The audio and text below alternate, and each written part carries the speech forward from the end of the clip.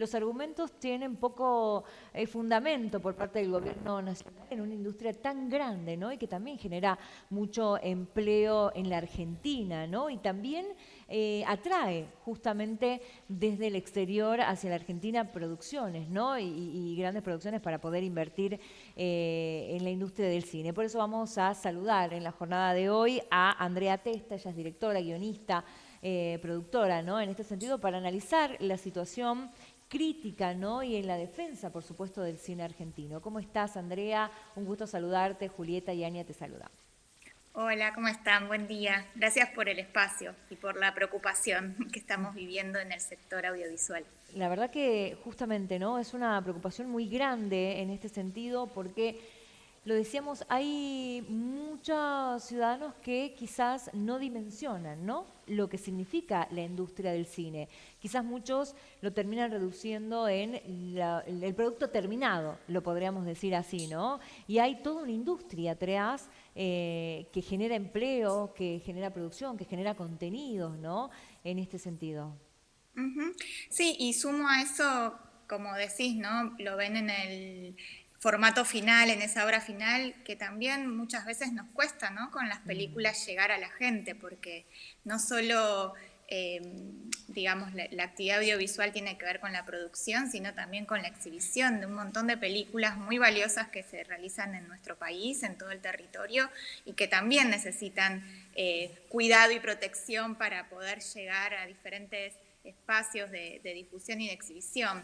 Lo que nos está pasando ahora es que las políticas que están llevando a cabo esta gestión, que está aliada al gobierno nacional, obviamente, es eso, es de despidos de trabajadores y trabajadoras del Instituto de Cine, que no solo significa familias ahora sin un sustento económico, hogares sin esos recursos que genera el trabajo genuino, sino también recortes en programas que tenía el instituto, ¿no? De tareas, por ejemplo, apoyos a los festivales y muestras nacionales, los programas, por ejemplo, que acercaban el cine a las cárceles o a las escuelas. El despido de un trabajador del Estado es dejar sin una política pública a toda la Mm. sociedad. Estamos también, si quieren, les cuento un poquito así en todo el panorama, estamos también esperando que salgan todos los pagos que están adeudados desde diciembre del año pasado para los proyectos.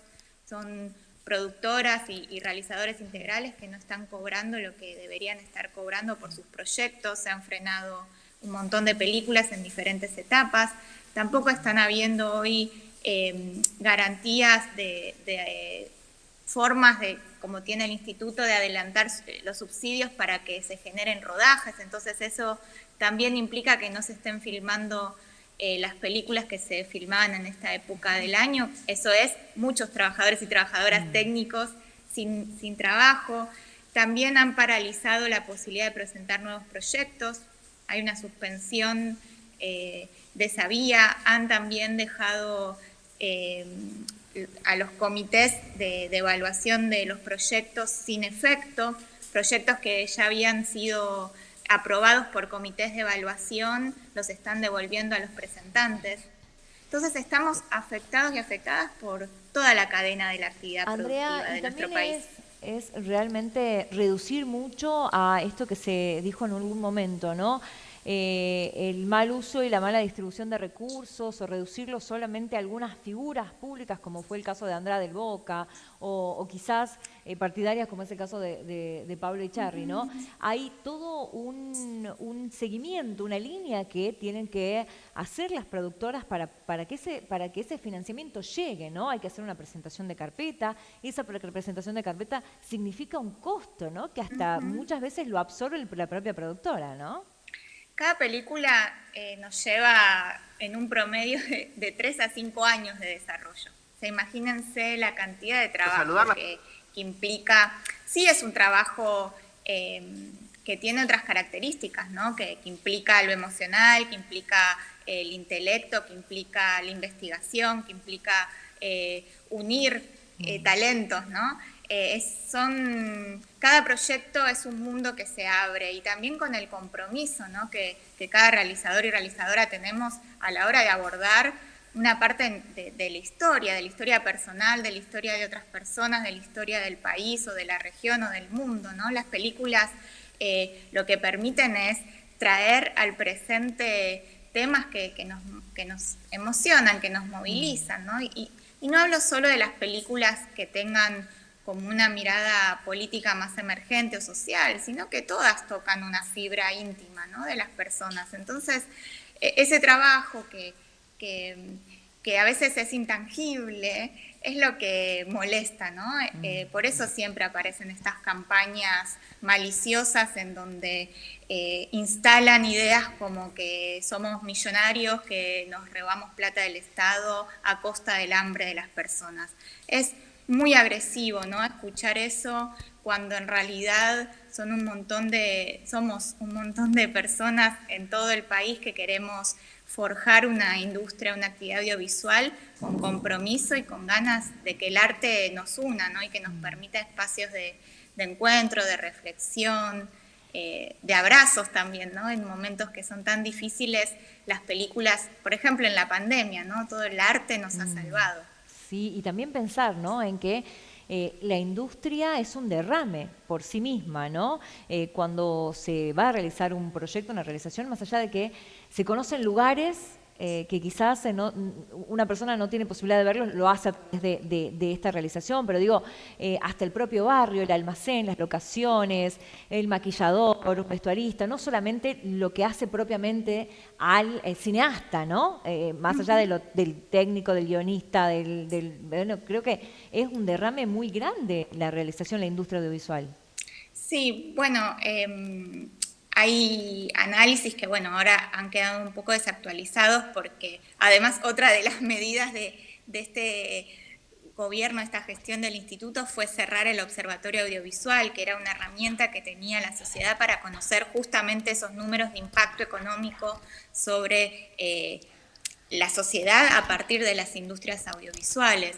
Y sí, se estimaban 700.000 puestos de trabajo, directos e indirectos, que genera la industria audiovisual anualmente. O sea, es riqueza también para nuestro país, es una industria que además de generar este impacto económico a nivel nacional, también lo hace a nivel internacional, ¿no? Cada película, tanto de ficción como de documental, no solo se realiza con los fondos públicos, como pasa en otras partes del mundo, no es solo que Argentina tiene un Instituto Nacional de Cine, que es súper prestigioso, sino que en un montón de otros países tienen sistemas parecidos, ¿no?, en donde los estados tienen sus institutos nacionales y generan fondos genuinos para la actividad, y además están estas uniones, ¿no?, que son las coproducciones internacionales, que permite su ingreso también de valor a nuestro país. Me parece que es muy importante tener esta idea que tiene que ver con industrial, pero también tiene que ver con un valor que es cultural, ¿no?, que son las dos cosas, que es una pantalla al mundo también.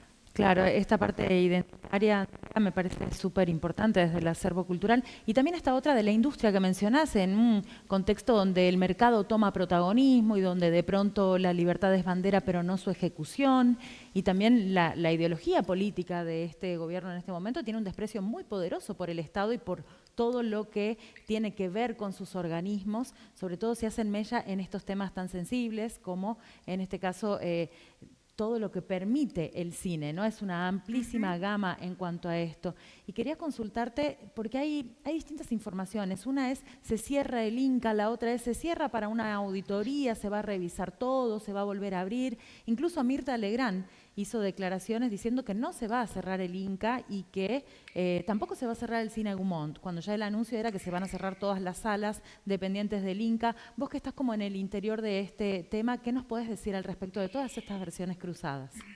Bueno, sí, hay muchas versiones cruzadas, pero porque tampoco hay mucha claridad de cuál es el plan hacia adelante, ¿no? Nos movemos a partir de las medidas que están tomando, que son, bueno, lo dijo ahora el reciente gerente general del instituto en una reunión que yo estuve presente, usó esta frase de hay que cerrar la canilla. Entonces, frente a metáforas así, ¿no? Que no son muy claras, ni muy serias, ni muy comprometidas con nuestro fomento y nuestra exhibición y nuestro patrimonio audiovisual, es muy difícil entender cuáles son los pasos que van a seguir tomando. Lo que están queriendo como plan así unido a la política nacional es esta idea del déficit cero. Como comunidad audiovisual no estamos teniendo hoy los órganos de cogobierno activos, que son la Asamblea Federal y el Consejo Asesor, que son integrados por personas como las Secretarías de Cultura de todas las provincias, como así también el Consejo Asesor tiene representación por las regiones y también por personas de la actividad audiovisual.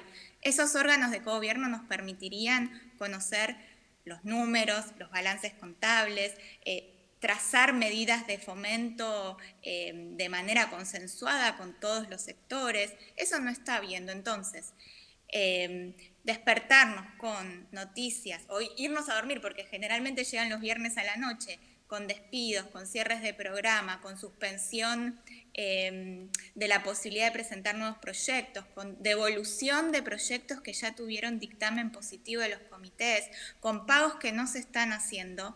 La verdad es que la situación es de mucha incertidumbre. En relación al cine, lo que sucedió fue que sí estaba por suspenderse el Cine Gaumont abierto al público, pero como está sucediendo el Bafisi, el Festival Internacional de Cine, los trabajadores y las trabajadoras del Cine Gaumont se pusieron ahí la camiseta del cine nacional y dijeron: nosotros vamos a seguir abriendo y cuidando este espacio de exhibición para un montón de películas.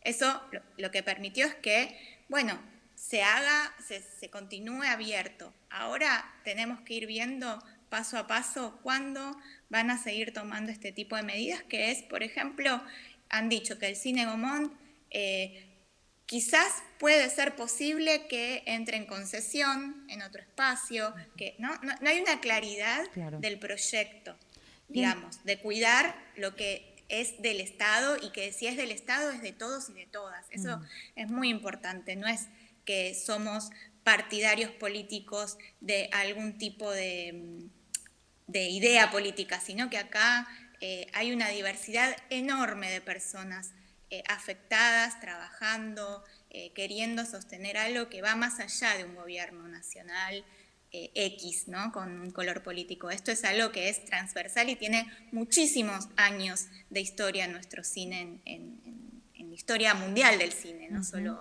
acá nacional.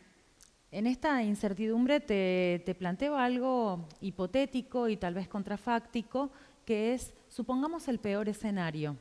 Se cierra el cine, Gaumont y todas las salas que dependen del Inca, se cierra el Inca, ni siquiera queda en una dirección que por lo menos pueda financiar selectos proyectos. Es muy difícil sostener el cine independiente en sí mismo, sin fondos ni financiamiento y solo con un aporte internacional. ¿Cómo se piensan en un futuro de este estilo? Digo porque también ya antes de esta realidad que trae justo este gobierno a poner en crisis la situación del Inca y de todos sus trabajadores y trabajadoras, ya había una cuestión que tenía que ver con repensarse o reformularse por el ingreso de las plataformas audiovisuales. Antes eran los grandes tanques, ¿no? Las películas, Barbie, bla, bla, estas enormes que son muy difíciles de competir, por eso siempre desde el Inca decían: vean la primera semana de apertura, por favor, apoyan un montón con las entradas, ahí vemos también cómo se financia con la gente que va a ver las películas, ¿no?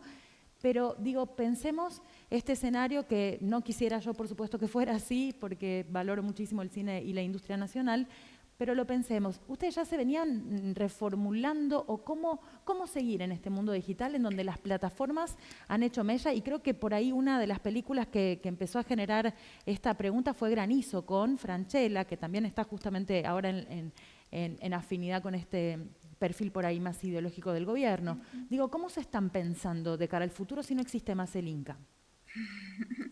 Bueno, primero hay una parte que toca fibras muy íntimas, ¿no? Que estamos, por lo menos mis compañeros y compañeras, allegados, colegas con quienes trabajamos, muy afectados emocionalmente, ¿no? Porque no es solo que caiga un proyecto personal de una profesión, ¿no? Es como decirle a un médico: se cierran los hospitales, donde dejas tu cuerpo, tu vida, tu tiempo, tu familia, ¿no? Entonces hay algo que estamos compartiendo que es esa sensación de acompañarnos, ¿no? Y de intentar, además de pensar lo que afecta individualmente, poder escuchar y entender qué es lo que está afectando al otro, ¿no?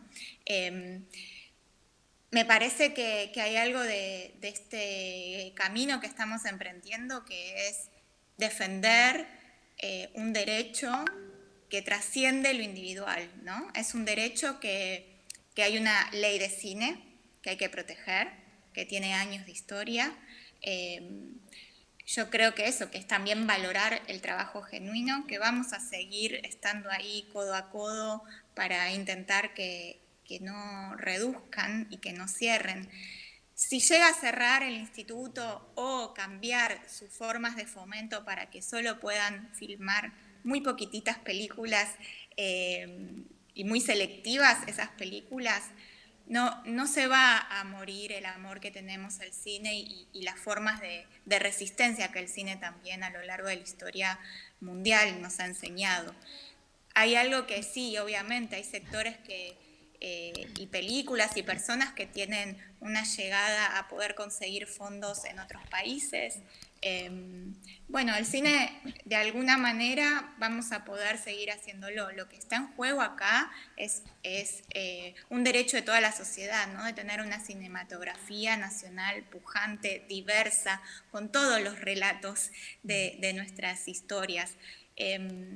Me parece que sí, que hoy estamos en un momento de, digamos, de resistencia, ¿no? De que no destruyan, que destruyan lo menos posible, y que, bueno, que esa pelea por los fondos genuinos, como se da también en otras partes del mundo, que tiene que ver con la actividad audiovisual, cómo se comercializan nuestras películas, cómo circula el audiovisual en nuevas formas de consumo, tiene que ser también una perspectiva a corto, mediano, largo plazo cuando lo logremos, que es que el Fondo de Fomento Cinematográfico crezca con el aporte genuino de las plataformas. Esto también está bueno aclarar, que no es un impuesto nuevo que se traslada al bolsillo de los consumidores.